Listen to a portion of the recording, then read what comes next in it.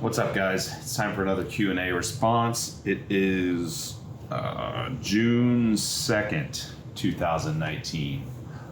This week was just open. Most of them have been open lately, so just getting a variety of questions. But yeah, let's just go ahead and jump right into it. So first one here. Can you prep for a show and use insulin only with intra carbs and post-workout carbs if you're using GH as well? Yeah, I mean, you could. You could use, I mean, assuming you're in a calorie deficit, I mean, you're still going to achieve fat loss. But here's the thing, is in that situation, you should already be insulin sensitive and be able to partition nutrients extremely efficiently. So outside of maybe like a refeed situation or something where blood, you have a little more circulating blood glucose, I just don't really see the benefit of it.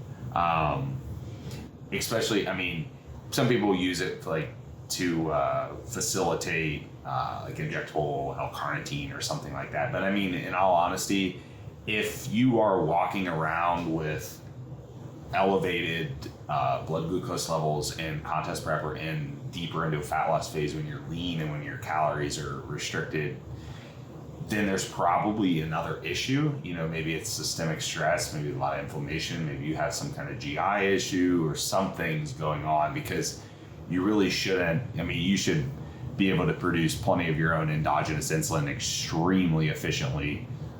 You should, at that point, and the leaner you get, the better it should get. I mean, basically be a walking glucose disposal agent at that point. So, I just don't, maybe earlier in prep, but as you go on, I just don't really see the benefit of it for most people. Okay. Have you heard of grounding or earthing? Yeah. Okay. So essentially what it is just being in direct contact with some kind of surface, soil, ground, something related to the ground, the earth. It's one of those things you're going to have a really hard time probably finding if you're, like a science guy. You're probably going to have a hard time finding like any really good concrete science on it. I know I've looked into it some. Actually, there was a lot of controversy. So some people will claim there's zero evidence. It seems like there might be a couple small scale studies, but a lot of the things are more subjective, like it's subjective well-being. Hey, they did this earthing and they felt better. Is it just placebo at that point? I'm not sure if those studies actually measured any kind of like blood markers, for example. Like they wouldn't have blood work done, because I'll give you an example. Chronic inflammation is one that it claims that it'll help with chronic inflammation. Okay, so did they go in and actually get like all these inflammatory markers and stuff checked and then recheck them after they went through this course or went through the study? That I don't know for sure. Now, if there's something along those lines that's actually showing, we have some kind of quantitative,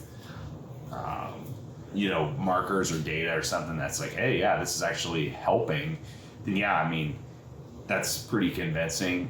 But I mean, placebo is obviously very powerful too, and there's a lot of people who do it, and a lot of people like it, and there's all kinds of like hippie type shit that I like too. So honestly, I mean, if it helps, then I see no problem with it. You can get like the earthing sheets or the earthing mattresses and stuff. So give it a shot. I mean, if it helps you, then great.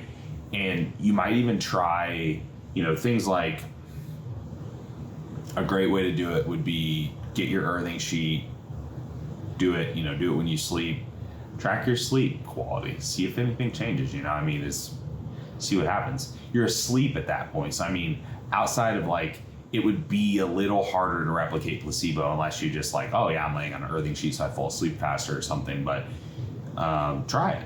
Yeah, that would be my suggestion. So next.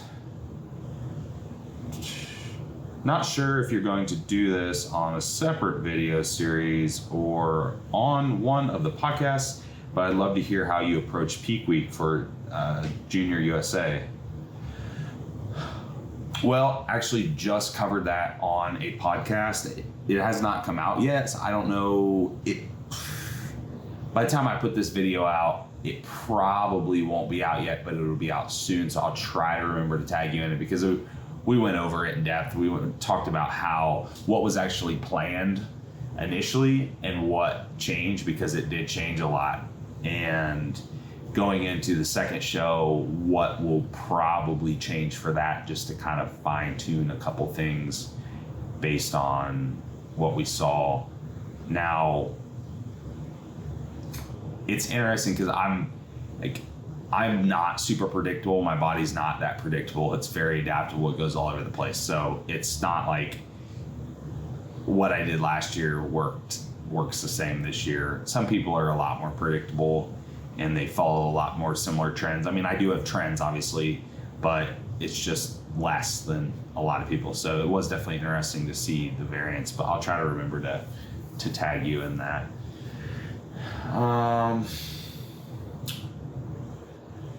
Any scenario where you would use a test booster, maybe for someone who's slightly hypo, but if that's the case, New Ethics Thyroid Boost is a good one, but what other scenarios would you use test boosters? I think you might have thyroid and testosterone mixed up here. So Thyroid Boost is for your thyroid. There's just some various essential nutrients in there, like your iodine and selenium and things like that, and then also some like thyroid granular to actually help repair the gland and give it the raw materials. So that's going to be for hypothyroid. Now, if you're hypogonadal, then using a test booster. So test booster is such a broad term. There are ingredients that do have some clinical data behind them that actually do work and do help. Like, I'm going to plug Morphogen. Morphogen's Morphotest that has ingredients in it that are clinically backed, and it does work.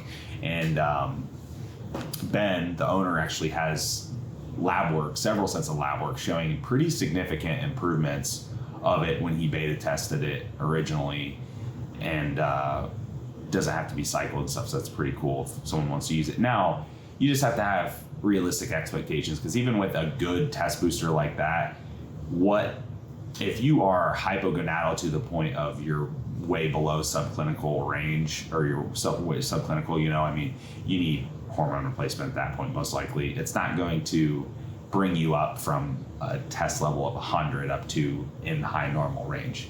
Now, it could certainly help you feel better if you're just, if you 400 and you want to bring your total test up a little bit higher. But also, some of these products, like the Morphotest, for example, and some other products, they do offer additional benefits. Like they'll offer boosting free testosterone, lowering SHBG, and things like that. So, they can enhance those levels in other ways other than just raising your total test. Now, when would you use it?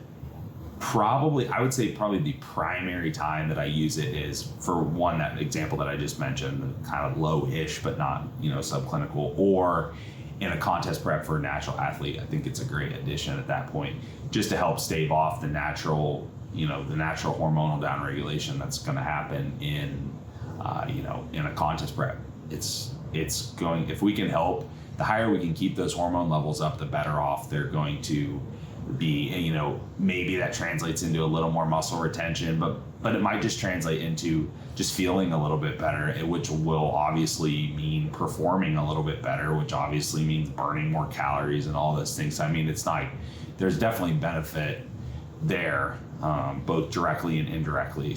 But I hope that's what you mean. I hope you weren't actually talking about thyroid.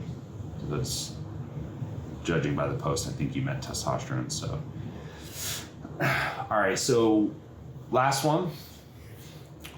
If you're in a growth phase and your protein is already set at about 1.5, so I'm assuming she means 1.5 grams per pound of body weight or lean body mass or thereabout.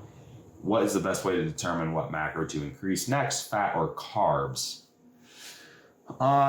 feel, how you feel, what you digest well, what you perform best on. I mean, that's really the long and short of it.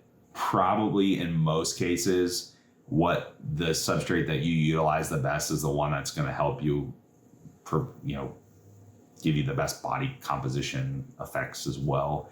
So we know, and I've talked about this before, like carbs and fat and a calorie surplus and everything just in general being a surplus can cause insulin resistance, and both directly and indirectly. So, you want to stave that off. You want to partition nutrients well.